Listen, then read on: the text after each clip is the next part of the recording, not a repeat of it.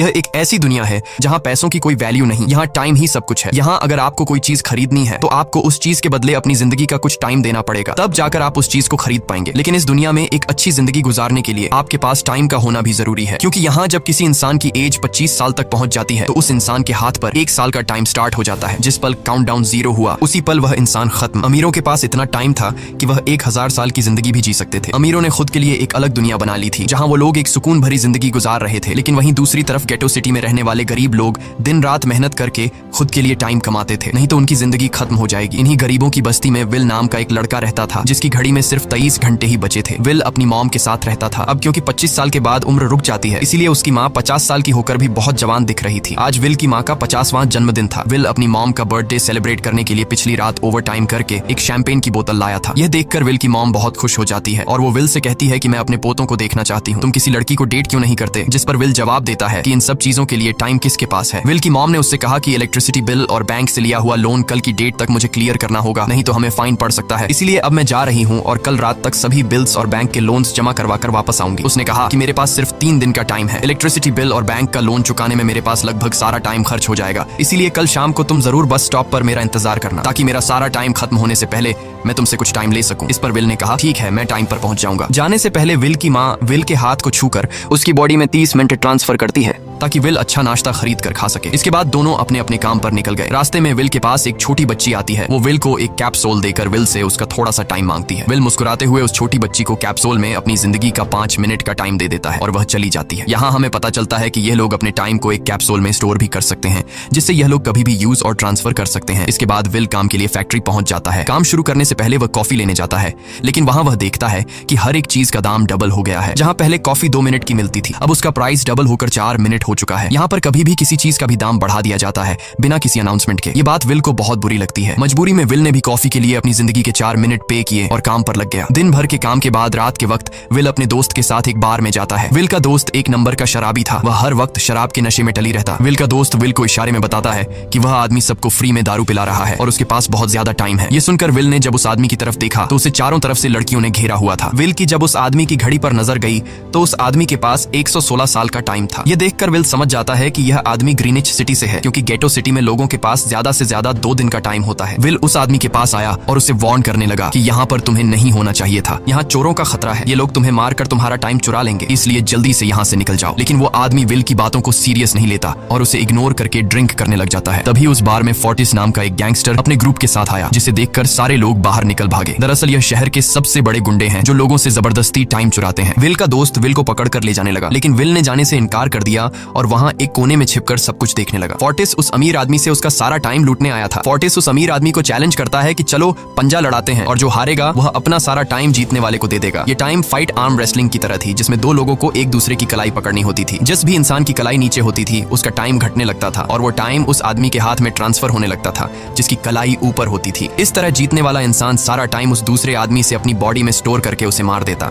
Fortis उस आदमी से कहता है क्या तुम इसके लिए तैयार हो? इस पर उस अमीर आदमी ने कहा कि मैंने बहुत ज्यादा ड्रिंक की हुई है, इसलिए मुझे कुछ टाइम चाहिए, उसके बाद मैं तुम्हारे चैलेंज के लिए तैयार हूँ। फोर्टिस कहता है कि ठीक है, ये तुम्हारी आखिरी ख्वाहिश है, जाओ, मैं तुम्हें तैयार होने के लिए कुछ मिनट देता हूँ। फोर्टिस उसके साथ अपना एक आदमी भी भेज देता है ताकि यह भाग न सके। वो अमीर आदमी बाथरूम में आकर बहुत ज्यादा उल्टियां करने लग जाता है क्योंकि उसे काफी चढ़ गई थी, इसलिए अगर वो इस हालत में फोर्टिस से पंजा लड़ता तो इस अमीर आदमी का हारना कंफर्म था। तभी विल वहां पर आ जाता है। वो फोर्टिस के आदमी को मारकर उस अमीर आदमी को अपने साथ उस जगह से बाहर निकाल लेता है और उसे फोर्टिस से बचाकर एक सेफ जगह पे ले आया। विल ने उस अमीर आदमी से कहा कि मैंने तुमसे कहा भी कि तुम्हारी जान को खतरा है, तुम जानबूझकर अपना टाइम क्यों बर्बाद कर रहे हो? वो आदमी विल को अपना नाम हेनरी बताता है और वो विल से पूछता है कि तुम्हारी उम्र कितनी है? विल ने बताया 28 साल। हेनरी ने कहा मेरी उम्र 105 साल है और अब मैं जिंदगी से थक चुका हूँ। मैंने अपनी लाइफ में हर एक चीज का मजा लिया है और अब मुझे इस जिंदगी की जरूरत नहीं है, मैं जीना नहीं चाहता। ये सुनकर विल ने हैरानी से पूछा आखिर तुम कहना क्या चाहते हो? इस पर हेनरी ने कहा लगता है तुम अब तक हकीकत से अनजान हो। क्या तुमने कभी सोचा है कि इस दुनिया में अलग अलग टाइम जोन्स क्यों बनाए गए हैं? आखिर क्यों तुम्हारे टाइम जोन गेटो में किसी भी वक्त चीजों के दाम और टैक्स बढ़ा दिए जाते हैं? दरअसल महंगाई जानबूझकर बढ़ा दी जाती है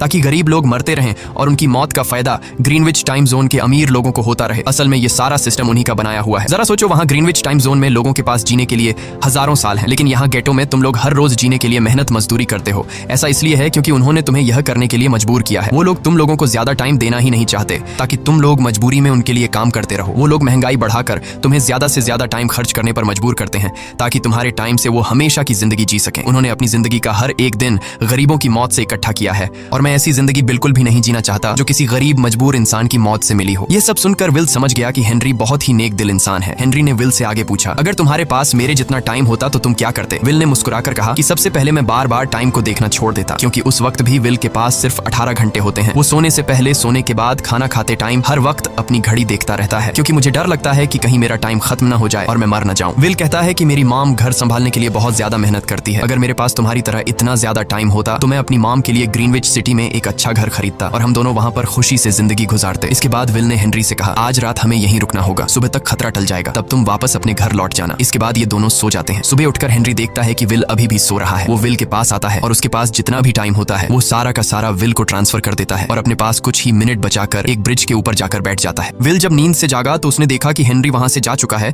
तभी हमेशा की तरह नींद से जागने के बाद विल ने अपनी घड़ी में नजर डाली। विल की घड़ी में 116 साल ऐड हो चुके थे। यह देखकर उसकी आंखें खुली की खुली रह गईं। उसे लगा कि वो अभी भी नींद में है और सपना देख रहा है। इसी दौरान विल की नजर विंडो पर पड़ी जिस पर लिखा था, मेरा टाइम बर्बाद मत करना। वो समझ जाता है कि हेनरी ने मुझे अपना सारा समय दे दिया है। तभी विल ने हेनरी को दूर एक ब्रिज के किनारे पर बैठे देखा। विल जल्दी से हेनरी की तरफ भागा, लेकिन अब बहुत देर हो चुकी थी, क्योंकि हेनरी के पास अब बस कुछ ही सेकंड्स बचे थे और थोड़ी देर बाद वो एक झटके से मरकर ब्रिज से नीचे पानी में गिर गया। विल को हेनरी की मौत का बहुत ज्यादा दुख होता है। अब विल के पास 116 साल की जिंदगी थी और वो समझ जाता है कि अगर मैं यहाँ पर रहा तो लोग समझेंगे कि हेनरी को इसी ने मारा है। विल जल्दी से अपने दोस्त के पास जाता है। विल का दोस्त विल के हाथ में इतना सारा टाइम देखकर शॉक रह जाता है, जिसके बाद विल ने अपने दोस्त को दोस्ती की खातिर 10 साल का टाइम दिया। ये देखकर विल का दोस्त उसका दिल से शुक्रिया अदा करता है। विल कहता है कि यहाँ रहना मेरे लिए अब ठीक नहीं, क्योंकि इतने ज्यादा टाइम को देखते हुए मेरा टाइम छीनने के लिए कोई भी मुझे मार सकता है। अब मैं अपनी माँ के लिए ग्रीनविच सिटी में एक अच्छा सा घर खरीद सकता हूँ और वहाँ पर एक सेफ लाइफ गुजारूंगा। जिसके बाद विल अपने दोस्त को गुड बाय कहकर वहाँ से निकल जाता है और सीधा उस बस स्टॉप पर जाकर मॉम का इंतजार करने लगता है, जहाँ 2 दिन पहले उसकी मॉम ने उससे कहा था कि मैं इलेक्ट्रिसिटी का बिल और बैंक का लोन चुकाकर इस बस स्टॉप पर पहुंचूंगी। दूसरी तरफ विल की मॉम सारे लोन और बिल्स भरने के बाद घर लौटने के लिए बस में चढ़ी, पर तभी उसे पता लगा कि एक ही दिन में बस की टिकट के दाम डबल हो गए थे। पहले जहाँ टिकट 1 घंटे में आती थी वहीं अब प्राइस 2 घंटे हो गया था। ये देखकर विल की मॉम बहुत ज्यादा परेशान हो जाती है, क्योंकि विल की मॉम के पास सिर्फ 1.5 घंटा बचा था। विल की मॉम बस ड्राइवर से रिक्वेस्ट करती है कि अगले स्टॉप पर मेरा बेटा उसे बाकी का टाइम दे देगा, लेकिन बस ड्राइवर ने साफ इनकार कर दिया और कहा कि अगर टाइम नहीं है तो फिर पैदल चली जाओ। लेकिन विल की मॉम को पता था कि अगला बस स्टॉप बहुत दूर है, अगर वह पैदल भी जाती है तो उसे पहुंचने में 2 घंटे लगेंगे। उस वक्त बस में ढेर सारे पैसेंजर्स सवार थे। विल की मॉम ने उनसे भी रिक्वेस्ट की, पर किसी ने भी उनकी मदद नहीं की। इतने में ही बस वहां से निकल गई। विल की मॉम रेचल के पास ज्यादा टाइम नहीं बचा था, इसलिए वह दौड़ती हुई पैदल घर की तरफ भागने लगी। दूसरी तरफ विल अपनी मॉम के लिए फूलों का गुलदस्ता लिए बस स्टॉप पर उनका इंतजार कर रहा था, क्योंकि आज उसे अपनी मॉम का बर्थडे सेलिब्रेट करना था। बस जब उस स्टॉप पर पहुंची तो कई सारे पैसेंजर्स उतर आए, पर उनमें से विल की मॉम नहीं थी। विल यह देखकर परेशान हो जाता है और उसे समझ आ गया कि जरूर उसकी मॉम मुसीबत में है। वह उसी वक्त अपनी मॉम की तलाश में भागा। उधर रेचल के पास अब कुछ ही मिनट बचे थे। वह रास्ते में आने वाली गाड़ियों और लोगों के घरों का दरवाजा पीट पीट कर उनसे थोड़ा समय उधार मांग रही थी, लेकिन कोई भी उसकी मदद करने को तैयार नहीं था। इधर विल जब कुछ दूर गया तो उसे उसकी मॉम दौड़ती हुई नजर आ गई। अपनी मॉम को भागते हुए देख विल समझ गया कि उनके पास ज्यादा टाइम नहीं है। वह अपना हाथ आगे करके तेजी से उनकी तरफ दौड़ने लगा। उधर रेचल के पास अब सिर्फ 10 सेकंड्स ही रह गए थे। वह भी पूरी तेजी से विल की ओर भाग रही थी, लेकिन जैसे ही रेचल अपने बेटे विल के पास पहुंची उसका टाइम खत्म हो जाता है और वह मर जाती है। यह देखकर विल को बहुत दुख होता है, क्योंकि उसने अपनी मॉम के लिए क्या कुछ नहीं सोचा था। वह चीख चीख कर रोने लगा। अगली सुबह तक हेनरी की डेड बॉडी टाइम कीपर्स को मिल चुकी थी। ये टाइम कीपर्स वहां पर इन्वेस्टिगेशन करते हैं। आज की दुनिया में टाइम कीपर्स होते थे जो पुलिस की तरह थे। इन टाइम कीपर्स का काम भी क्राइम को रोकना होता है। टाइम कीपर्स के ऑफिसर रेमंड ने उस जगह में अच्छी तरह से जांच की, लेकिन उसे कोई भी क्लू नहीं मिला। तभी रेमंड की नजर उस ब्रिज के पास लगे सीसीटीवी कैमरा की तरफ गई। वह सीसीटीवी फुटेज चेक करने सीसीटीवी रूम के लिए निकल पड़ा। दूसरी तरफ विल समझ चुका था कि उसकी मॉम की मौत के लिए ग्रीनिच में रहने वाले अमीर लोग ही जिम्मेदार हैं, जिन्होंने गेटो शहर के लोगों को एक एक सेकंड का मोहताज बना दिया है। अब विल उनसे बदला लेने ग्रीनिच की तरफ निकल पड़ा और यहाँ से होती है असल कहानी शुरू। ग्रीनविच सिटी में एंटर होने के लिए विल को 1 साल का टाइम खर्च करना पड़ा और ग्रीनिच सिटी जा पहुंचा। वहां जब विल ने अमीर लोगों का लाइफस्टाइल देखा तो उसकी आंखें खुली की खुली रह गईं। वहां लोगों के पास इतना टाइम था कि वो लोग मरने का नाम तक भूल गए थे। यहाँ पर अमीर लोग के बॉडीगार्ड के पास भी 100 साल से भी ज्यादा का टाइम था। ये देखकर विल गुस्से से लाल हो जाता है, क्योंकि विल जिस शहर से आया था वहां पर लोगों के पास सिर्फ 24 घंटे की जिंदगी थी। विल वहां एक महंगे होटल में रुकता है। खाना खाते दौरान एक बहुत ही खूबसूरत लड़की विल को देखती है, जैसे उसे विल पसंद आ गया हो। दूसरी तरफ टाइम कीपर रेमंड हेनरी की मौत के वक्त का सीसीटीवी फुटेज चेक कर रहा था। तभी उसे फुटेज में विल दिखाई देता है। हालांकि कैमरा ने हेनरी को ब्रिज से गिरते हुए रिकॉर्ड नहीं किया था, लेकिन उस फुटेज में विल ब्रिज के पास खड़ा नजर आ रहा था, जिससे रेमंड को विल पर शक होने लगा। इसलिए रेमंड ने अपनी टीम को विल के बारे में जानकारी इकट्ठा करने को कहा। रिसर्च के दौरान टाइम कीपर्स को यह बात पता चल जाती है कि विल नाम का एक आदमी बहुत सारा टाइम खर्च करके ग्रीनविच सिटी में एंटर हो गया है, जिससे रेमंड को यह बात कंफर्म हो जाती है कि विल ने ही हेनरी को मारा है। रेमंड उसी वक्त अपनी टीम के साथ ग्रीनविच शहर की ओर रवाना हो गया। दूसरी ओर ग्रीनविच शहर में विल एक कैसीनो में आया, जहां कुछ अमीर अमीर लोग पोकर खेल रहे थे। विल भी उनके साथ बैठ जाता है। एक नए आदमी को देखकर ये लोग उस पर हंसने लगते हैं, लेकिन विल गैम्बलिंग में माहिर था। आज उसके लिए अमीरों से पैसे निकालने का सबसे अच्छा मौका था। विल ने फिलिप नाम के एक रईस आदमी के साथ पोकर की बाजी खेली। फिलिप यहाँ का सबसे रईस इंसान है। उसके पास खुद का एक टाइम बैंक है जो लोगों को लोन पर टाइम देता है। फिलिप के साथ उसकी डॉटर भी बैठी होती है। यह वही लड़की है जो कुछ देर पहले विल को गौर से देख रही थी। गेम जब शुरू हो जाती है तब विल अपनी लाइफ का सारा टाइम दांव पर लगा देता है और अपनी माइंड के बदौलत वो फिलिप से 1100 साल जीत जाता है। यह देखकर फिलिप की बेटी सिल्विया विल से काफी ज्यादा इंप्रेस हो जाती है। उसने विल को कल रात अपने घर पार्टी पर इनवाइट किया। फिर अगली शाम विल एक नई नवेली कार खरीदकर फिलिप की पार्टी में जा पहुंचा। वहीं पार्टी के दौरान विल और सिल्विया डांस करने लगते हैं और सिल्विया मन ही मन विल को दिल दे बैठी। वो अपनी दिल की बात विल से करने ही वाली थी कि तभी टाइम कीपर रेमंड अपनी टीम के साथ वहां पहुंचता है और विल को पकड़ लेते हैं। विल को खूनी समझकर सिल्विया भी उससे नाराज हो गई। रेमंड ने सबसे पहले विल का सारा टाइम उससे छीनकर सिर्फ 2 घंटे दिए। उसके बाद वो विल को हेनरी के खून के इल्जाम में गिरफ्तार करने लगा। रेमंड विल से पूछता है कि तुमने हेनरी को क्यों मारा। विल उसे कहता है कि मैंने उसे मारा नहीं था, बल्कि वो खुद जीना नहीं चाहता था, इसलिए उसने मुझे 116 साल दी और बाद में उसने खुद की जान ली। लेकिन रेमंड विल की बात पर यकीन नहीं करता। विल समझ जाता है कि रेमंड मुझे हेनरी के झूठे केस में फंसाकर उम्र भर कैद के लिए मुझे जेल में डाल देगा, इसलिए वह मौका देखते ही रेमंड के आदमियों को मारकर खुद को आजाद कर लेता है और उनकी बंदूक लेकर सिल्विया को बंदी बना लिया। सिल्विया को ढाल बनाकर विल उसे साथ लेकर भाग निकला और रेमंड और उसके आदमियों को चकमा देता हुआ वापस गेटो शहर आ पहुंचा। इस दौरान विल के पास टाइम काफी कम बचा था। उसने सिल्विया से कुछ टाइम उधार मांगा, लेकिन सिल्विया ने उसे 1 सेकंड भी देने से इनकार कर दिया, क्योंकि वह भी उसे हेनरी का खूनी समझ रही थी। इसलिए वो और तेजी से गेटो शहर की तरफ कार दौड़ाता है ताकि वहां पहुंचकर किसी से टाइम उधार ले सके। जल्दबाजी में उसका ध्यान आगे सड़क पर बिछी कंटीली तारों पर नहीं पड़ता, जिससे टकराते ही विल की कार ब्रिज से नीचे गिर जाती है। इस एक्सीडेंट में विल और सिल्विया बेहोश हो गए। असल में रास्ते में वह कांटे फोर्टिस और उसकी गैंग ने बिछाए थे। फोर्टिस ने देखा कि सिल्विया के पास 10 साल का टाइम था। वो सिल्विया का सारा टाइम चुरा कर वहां से निकल जाते हैं। इतने में ही विल और सिल्विया को होश आया। सिल्विया ने जब अपने हाथ की तरफ देखा तो वो परेशान हुई, क्योंकि उसके पास सिर्फ 30 मिनट ही बचे थे और विल के पास भी कुछ मिनट ही बचे थे। पर फिर भी उसने सिल्विया को अपने कुछ मिनट दिए, जिससे इन दोनों का टाइम बराबर हो गया। इसके बाद विल सिल्विया को लेकर जल्दी से अपने दोस्त के घर जाता है, जिसे उसने 10 साल दिए थे। जब उसके दोस्त की वाइफ ने दरवाजा खोला और उसने विल को देखा तो उसने विल से नाराजगी जताते हुए कहा, तुम्हारे दिए हुए 10 साल ने मेरे हस्बैंड की जान ले ली। उसने सारा टाइम शराब में उड़ा दिया, जिससे उसकी मौत हुई। ये सुनकर विल मायूस हो गया, लेकिन अब इन दोनों के पास भी ज्यादा टाइम नहीं था। अगर यह दोनों जल्दी से कुछ नहीं करते तो इनकी भी मौत पक्की थी। तभी विल ने सिल्विया के कानों में ईयरिंग देखी जो हीरे की थी। उसे बेचकर विल और सिल्विया को 2 दिन का टाइम मिल गया। इसके बाद विल सिल्विया को लेकर फोन बूथ पर आया। उसने सिल्विया के पिता फिलिप को कॉल किया और बताया कि उसकी बेटी अब तक सही सलामत है। उस वक्त रेमंड भी फिलिप के पास ही मौजूद था और विल को भी पता था कि रेमंड भी वहां मौजूद है। विल ने सिल्विया को छोड़ने के बदले 10,000 साल का टाइम मांगा और वो 10,000 साल टाइम बैंक के जरिए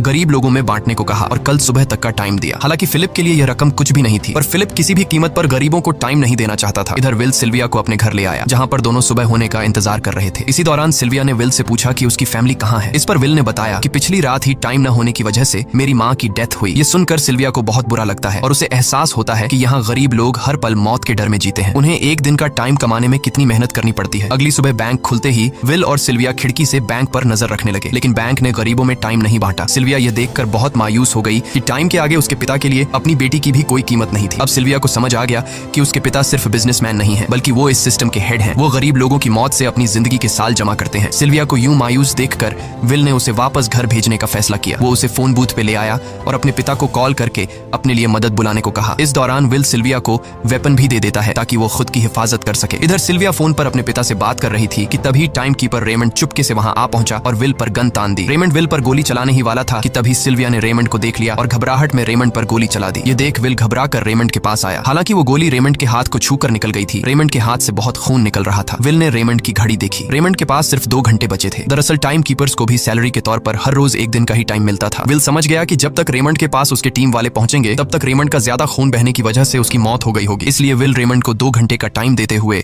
रेमंड की कार को लेकर वहां से निकल गया। रेमंड को गोली मारकर अब सिल्विया भी क्राइम लिस्ट में आ चुकी थी। हालांकि विल ने सिल्विया से कहा कि वो अभी इन सब से निकल सकती है, लेकिन ग्रीनिच में सिल्विया की जिंदगी पिंजरे में कैद पंछी की तरह थी। उसके पिता फिलिप ने उस पर बहुत सारी पाबंदियां लगा दी थी, पर यहाँ आकर उसे आजादी का एहसास हो रहा था, क्योंकि यहाँ वो अपनी मर्जी की मालिक थी और सिल्विया समझ जाती है कि यहाँ पर लोगों के साथ गलत हो रहा है। अब वह भी गरीबों को उनका हक दिलाने में विल के साथ थी। विल और सिल्विया ने मिलकर अमीरों को लूटना शुरू कर दिया। सिल्विया, जो कि ग्रीनिच सिटी के चप्पे चप्पे से वाकिफ थी, इसलिए इन दोनों ने प्लान बनाया कि वो ग्रीनिच सिटी में बैंक से टाइम कैप्सूल चुराएंगे और उनको गरीबों में बांट देंगे। सिल्विया ने सबसे पहले अपने पिता फिलिप के कई सारे बैंक्स में डाका डाला, क्योंकि फिलिप ने गरीबों की मौत से वह सारा टाइम इकट्ठा किया था। इन दोनों ने तिजोरी से सभी टाइम कैप्सूल एक बैग में पैक करके वहां से निकल गए और उन्हें गरीबों में बांटने लगे। इतनी बड़ी चोरी करने के बाद अब सरकार भी इन दोनों से तंग आ चुका था। इसीलिए सरकार ने इन दोनों के सर पर 10 साल का टाइम इनाम रख दिया। ये खबर सुनते ही गैंगस्टर फोर्टिस अब इन दोनों को कुत्ते की तरह ढूंढने लगा, लेकिन विल और सिल्विया हर रोज अपना ठिकाना बदलते रहते थे, जिससे वो किसी के हाथ नहीं आते थे। यह दोनों एक होटल में छुपे हुए थे। इनके पास टाइम की कमी तो थी नहीं, इसलिए उन्होंने पूरे होटल को ही बुक कर लिया था। फोर्टिस इन दोनों की तलाश में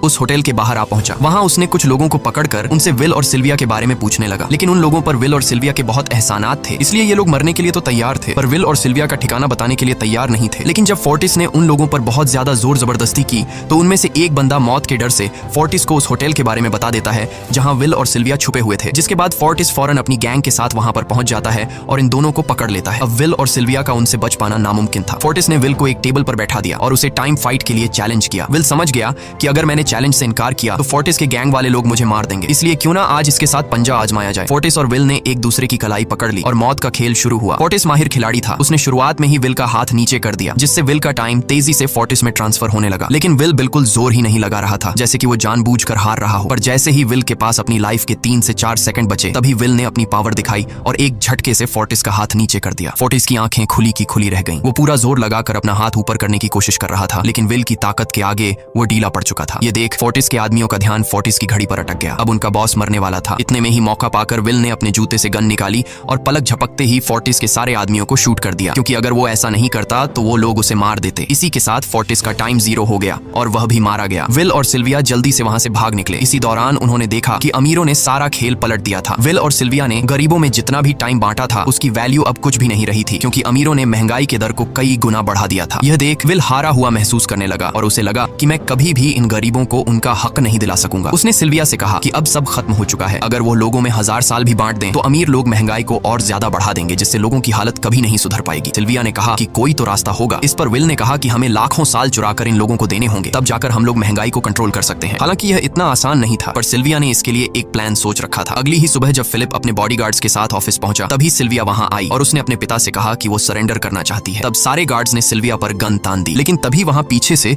गार्ड के बेस में छिपा विल वहां आ पहुंचा। उसने फिलिप के सर पर गन रखी और उसके जरिए लॉकर का दरवाजा खुलवाया। विल और सिल्विया ने फिलिप के लॉकर से एक टाइम कैप्सूल चुरा लिया, जिसमें 10 लाख साल का टाइम मौजूद था। इस टाइम कैप्सूल का एक एक साल गरीबों की ही मौत से आया था। विल और सिल्विया वह टाइम कैप्सूल लेकर भाग जाते हैं। इधर रेमंड को जब यह बात पता चली तो वह फौरन विल और सिल्विया के पीछे लग गया। जब रेमंड ने अपने हाथ पर घड़ी को देखा तो उसके पास 1 घंटे से भी कम टाइम बचा हुआ था। वह हेडक्वार्टर कॉल करके कहता है कि मुझे मेरी सैलरी कैप्सूल में भेज दो, मेरे पास टाइम कम है। लेकिन इससे पहले कि वह अपनी बॉडी में कैप्सूल से टाइम ट्रांसफर कर पाता, उसे विल की कार दिख जाती है और वह कैप्सूल से अपनी बॉडी में बिना टाइम ट्रांसफर किए उनके पीछे लग जाता है, क्योंकि अगर वो 10 लाख साल गरीबों को मिल जाते तो गेटो टाइम जोन का हर एक इंसान अमर हो जाता और अमीरों का बनाया पूरा सिस्टम तहस नहस हो जाता। रेमंड ने विल और सिल्विया को पकड़ने के लिए अपनी पूरी जी जान लगा दी, लेकिन वो उन्हें रोक नहीं पाया। विल और सिल्विया रेमंड को चकमा देकर गेटो शहर आ गए और वह टाइम कैप्सूल एक बच्ची के हाथों में सौंप दिया। उन्हें पता था कि रेमंड सीधा हमारे पीछे गीटो शहर पहुंचेगा, इसलिए उन्होंने इस जगह को छोड़कर एक सुनसान जगह पर चले गए। उधर उन्होंने गीटो शहर के लोगों में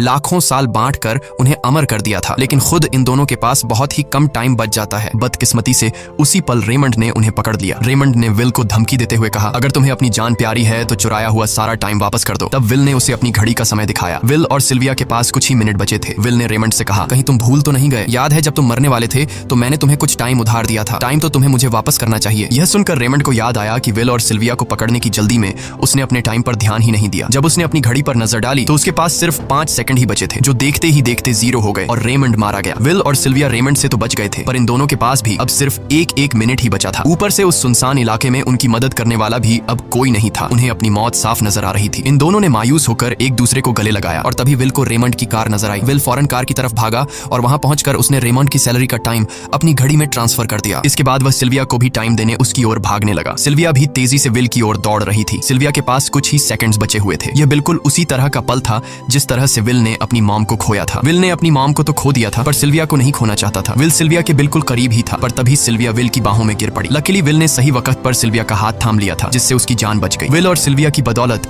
अब डेटन शहर के सारे लोग अमर हो चुके थे। अब उन्हें 1-1 घंटे कमाने के लिए फैक्ट्रीज में काम करने की जरूरत नहीं थी। वह सभी अपने सपनों को पूरा करने ग्रीनिच शहर की ओर निकल पड़े, जिससे अमीरों का बनाया सारा सिस्टम फेल हो गया। वहीं इसी के साथ यह कहानी खत्म हो जाती है। अगर आपको वीडियो अच्छी लगी हो तो हमारे चैनल को सब्सक्राइब और वीडियो को लाइक जरूर कीजिएगा।